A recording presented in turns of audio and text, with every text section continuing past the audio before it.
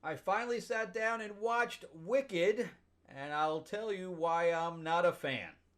Let's talk about Wicked and L. Frank Baum's Wizard of Oz right now.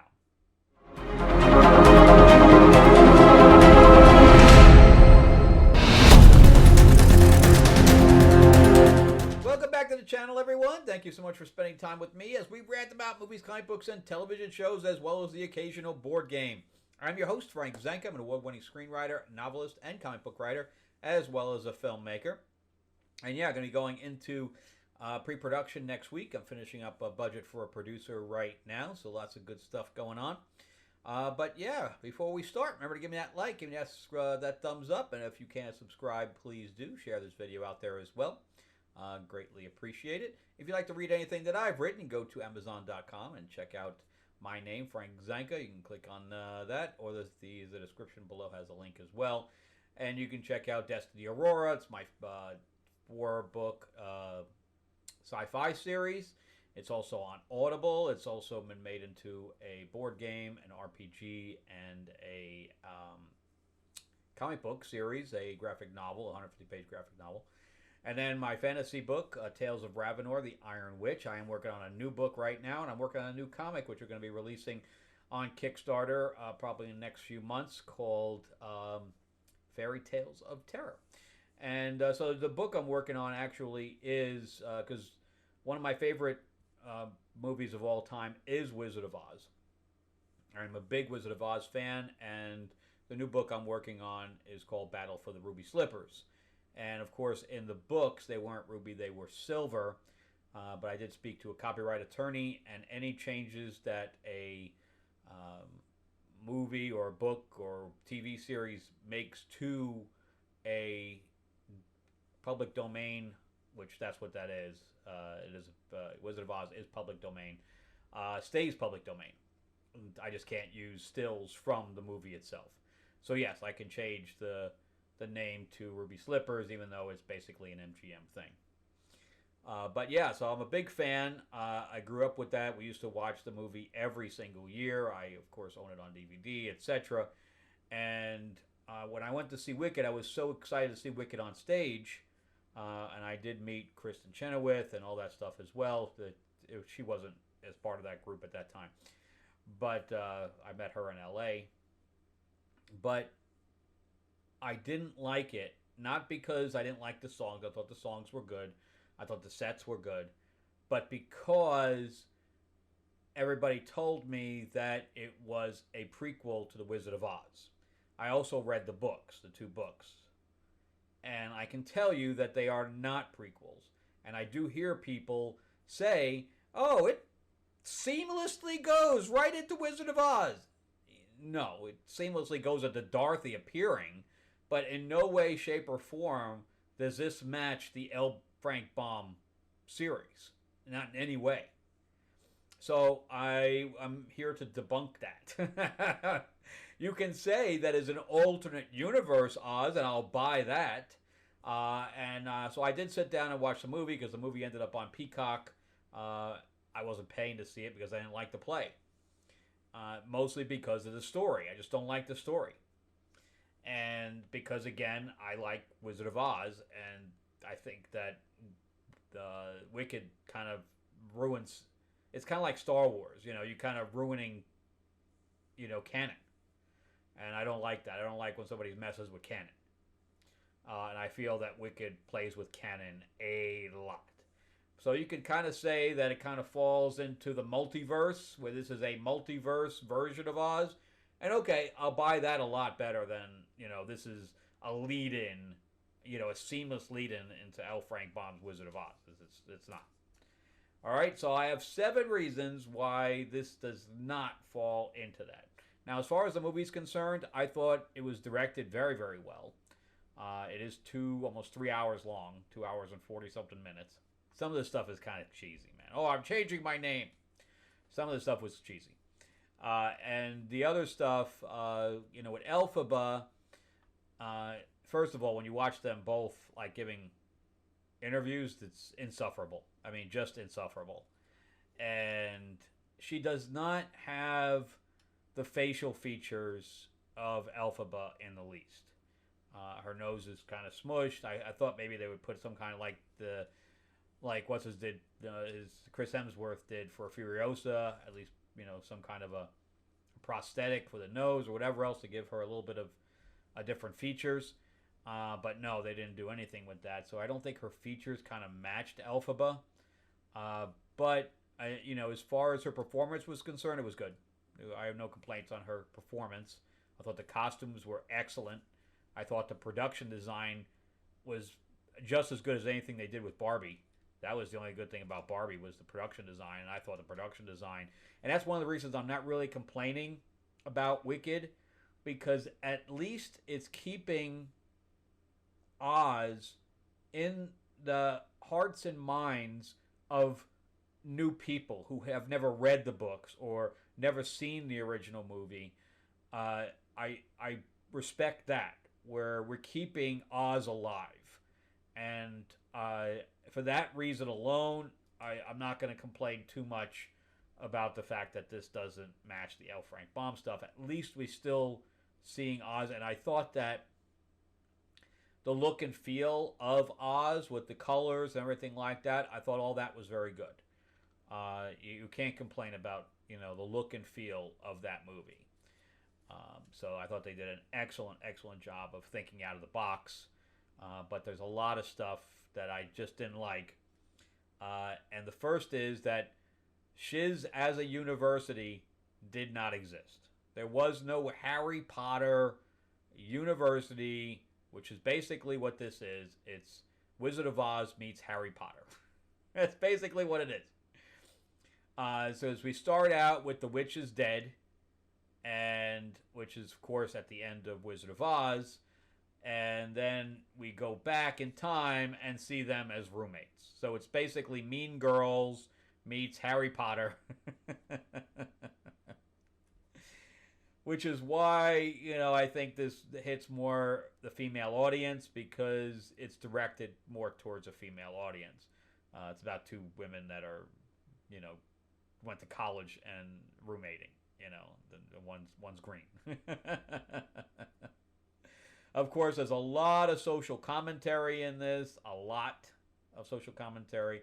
Now, Shiz was a city in Oz, but it was not a university. Okay, so right there, they're already messing with canon. So it does not match L. Frank Baum stuff. All right, number 6. Well, first of all, Elphaba didn't exist. It was the Wicked Witch of the West, and, they are all the orthogonal witches, right? And one of them was her sister. Her sister was not an invalid in a chair. That did not happen. So obviously, though, the other Wicked Witch, I'm not sure if it was the East or whatever, that was her sister that ended up dying when the house fell on her, and of course the slippers ended up going to Dorothy by Glinda, basically doing that. Because she goes to touch it, but I think she puts some kind of ward on them, and she gets zapped. So of course that's from the movie. It's been a long time since I read the books, but the books are a little less detailed than some of the stuff in the movie. So anyway, that didn't happen either. So again, that messes with canon. The Scarecrow was never a prince named Fiyero. The first time we ever see the Scarecrow, of course, he's on a peg, which they can say, oh, it leads up into that. No, he was always a Scarecrow. He was never a human. Now, the Tin Man, that was a different thing, because I think they did a backstory with him where he kept replacing pieces of himself with tin. So I think he started out as an actual woodsman. But the Scarecrow, no. All right, then number 4.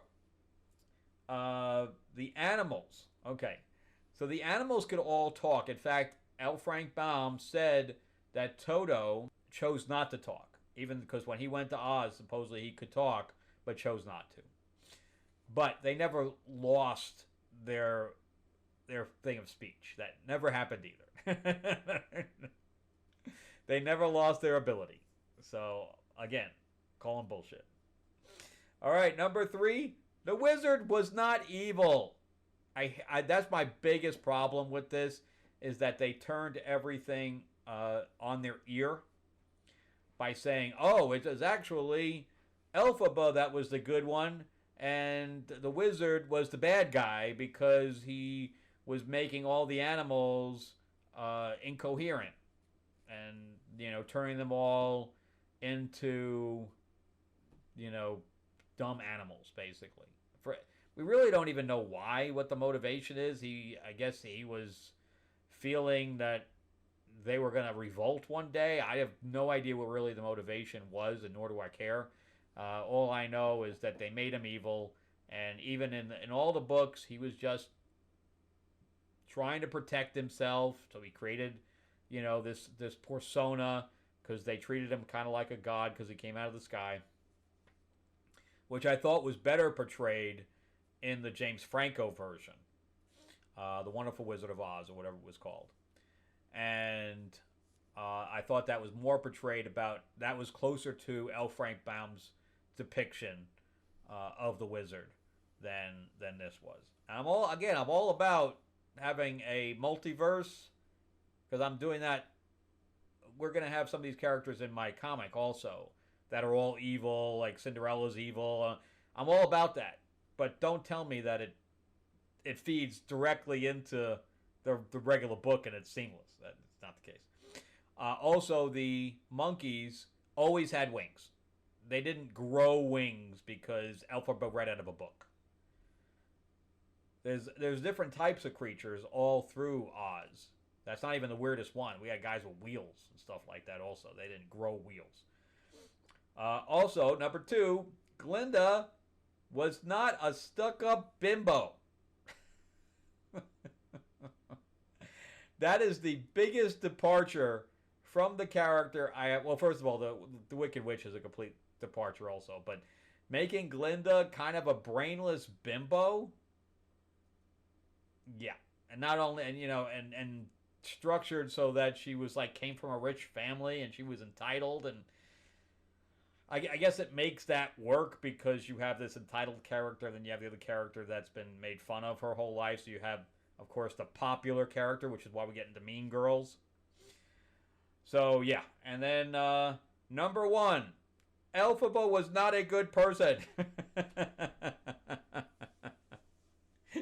You can't tell me that basically the Darth Vader of Wizard of Oz, in fact, if you look it up, Darth Vader and the Wicked Witch are the most popular villains of all time. So you can say that Darth Vader became evil, but he was good at one time because he was a Jedi. The Wicked Witch was always wicked. It's the way it is. She was born wicked. She's always been wicked, and that's just the way it is. You can try to create a backstory for her where she was good at one time, but regardless, you can't create a thing, where she was saving animals and she was good and she was misunderstood because the wizard was, pinned they made her the bad guy for everybody so that she wouldn't give up her secret.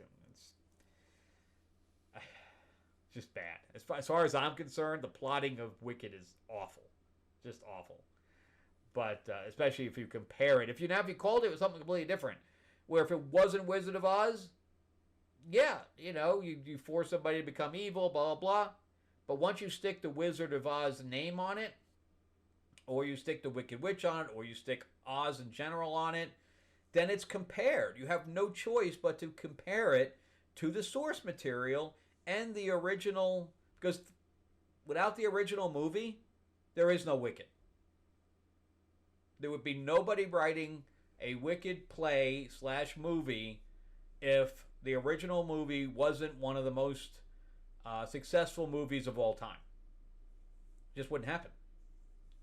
So, yeah. So once you stick all that information on it where you're coming off source material that you didn't have anything to do with and you're trying to write a sequel to it or a prequel, you're going to get compared. And that's my thing, is that when I compare this to The Wizard of Oz, and you're telling me that it backs right into it, I'm going to say no way. No way. And now if the beginning of the play said this is an alternate origin story to the Wicked Witch, okay, I buy that a lot more.